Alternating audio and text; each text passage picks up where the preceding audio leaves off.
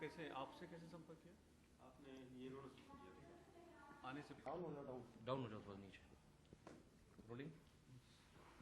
Sir ये जो live India का भी हमने ऑपरेशन किया हुआ है, जिसमें हम लोगों ने दिखाया है कि एक बॉक्स जो कि डमी वेपन से भरा हुआ यहाँ पर आया हुआ है, तो उसमें सिक्योरिटी मेजरमेंट्स आपके क्या होते हैं इस तरीके की चीज़ों से निपटने के लिए, और क्या सिक्योरिटी चेक्स होते हैं, उसके बारे में ज़रा कुछ बताइए।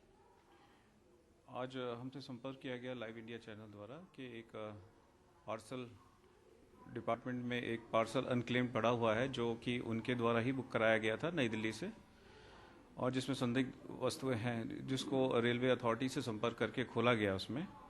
उसमें डमी कुछ गन्स मिली हैं जो इन्होंने डेलिबरेटली वहाँ से बुक कराई थी, चांदनी चौक से लिया था, यानी कि न्यूज़ चैनल ने वहाँ चांदनी चौक से लिया है। सारे उसको चेक कराया गया है, हमारे आर्मर ने ठीक से चेक किया है, सारे डमी है। और कुछ लाइटर्स हैं, गन के रूप में लाइटर्स हैं, डमी हैं। और इसमें 4 एयर गन है लंबी और 1 एयर पिस्टल है, 3 रिवॉल्वर हैं जो कि लाइटर हैं एक्चुअल में, 5 पिस्टल हैं जो कि एक्चुअल में लाइटर हैं, और एक 3+3 का कार्ट्रेज है जो कि एक्चुअल में 2 लाइटर हैं अलग अलग 3 के सेट में। हम लोग इनको एग्जामिन कर रहे हैं कि क्या है ये, और नॉर्मली हम इसमें देखेंगे इसमें लीगल उसमें क्या ये इसमें कार्रवाई हो सकती है। सर नॉर्मली जैसे इस तरीके की घटना जो हुई, अगर हो सकता है कि इस तरीके का जो पार्सल बुकिंग में चलती है चीज़ें, उसमें कोई रियल हथियारों का भी कोई ट्रांजैक्शन कर सकता है, लेन देन कर सकता है, तो ऐसे में सिक्योरिटी में हम लोग क्या मजबूती रखते हैं? देखिए नॉर्मली जो रेलवे फ्लीट में जो ये पार्सल बुक होते हैं, इसकी नॉर्मली जब तक कोई स्पेसिफिक सूचना हमारे पास नहीं हो तो हम लोग जनरली नहीं इंटरफेयर करते हैं। अगर कोई संदिग्ध वस्तु या किसी की हमारे पास सूचना है, स्पेसिफिक सूचना, सटीक सूचना है, तो हम उस पर कार्रवाई करते हैं, उसको खुल के भी देखते हैं, चेक कराते हैं। तो केवल आपका कहने का मतलब है कि लिए इन्फॉर्मेशन बेस्ड ही पकड़ा जा सकता है, उसके अलावा और कोई तंत्र नहीं है? नहीं, रैंडमली हम लोग चेकिंग कराते हैं उसकी, हमारा एंटी सेबेटाइज चेक भी होता है इसमें, रैंडमली कराते हैं। लेकिन हर एक पार्सल को खोल पाना संभव नहीं होता, क्योंकि इसमें रेलवे अथॉरिटीज़ उसको बुक करती हैं अपने, जैसे कि इस केस में भी इन्होंने बुक किया है, दिल्ली से बुक किया है। सर आपको क्या लगता है स्कैनर्स जो हैं वो कार्गो डिपार्टमेंट में भी इंस्टॉल होने चाहिए, ये एक ज़रूरत है रेलवेज की सिक्योरिटी थ्रेट की वजह से? बिल्कुल होना चाहिए, बिल्कुल। स्कैनर एक अच्छी दिशा में एक कदम होगा। ठीक है, मुझसे बात करने के लिए धन्यवाद। Thank you.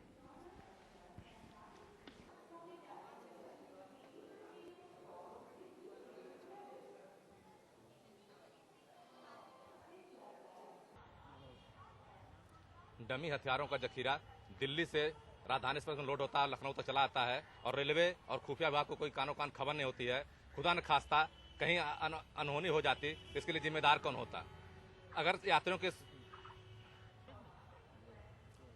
डमी हथियारों से भरा बक्सा राजधानी लखनऊ तक चला आता है, और वो भी वीआईपी ट्रेन शताब्दी से, लेकिन सुरक्षा विभाग और रेलवे विभाग को कानो कान खबर नहीं होती है। आखिर किसकी जिम्मेदारी बनती है यात्रियों की जान माल की सुरक्षा की? कैमरामैन मिथिलेश तिवारी के साथ राघवेंद्र त्रिपाठी, लाइव इंडिया, लखनऊ। हथियारों से भरा बक्सा दिल्ली से चलकर लखनऊ आता है और रास्ते में कहीं चेकिंग नहीं होती है। 2 महीने तक माल गोदाम में पड़ा रहने के बाद भी यहाँ भी किसी ने चेकिंग नहीं की। यह रेलवे की चूक कहीं यात्रियों पर भारी न पड़ जाए। कैमरामैन मिथिलेश तिवारी के साथ राघवेंद्र त्रिपाठी, लाइव इंडिया, लखनऊ।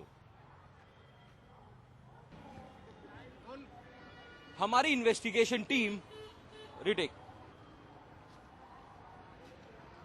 हमारी स्पेशल इन्वेस्टिगेशन टीम दिल्ली से आ पहुंची है लखनऊ स्टेशन पर, जहां पर तकरीबन 2 महीने से भी ज्यादा वो मौत का बक्सा रखा हुआ था। अब हम उस बक्से को खोलने जा रहे हैं, आइए देखते हैं क्या होता है। लाइव इंडिया की टीम अब पहुंच गई है लखनऊ स्टेशन पर। रिटेक लाइव इंडिया की टीम अब पहुंच गई है लखनऊ स्टेशन पर। जी हां, ये वही स्टेशन है जहां पर 2 महीने से भी ज्यादा एक बक्सा रखा हुआ था, जिसमें खतरनाक हथियार रखे हुए थे। अब हम उस बक्से को प्रशासन के सामने खोलेंगे और देखते हैं आगे क्या होता है।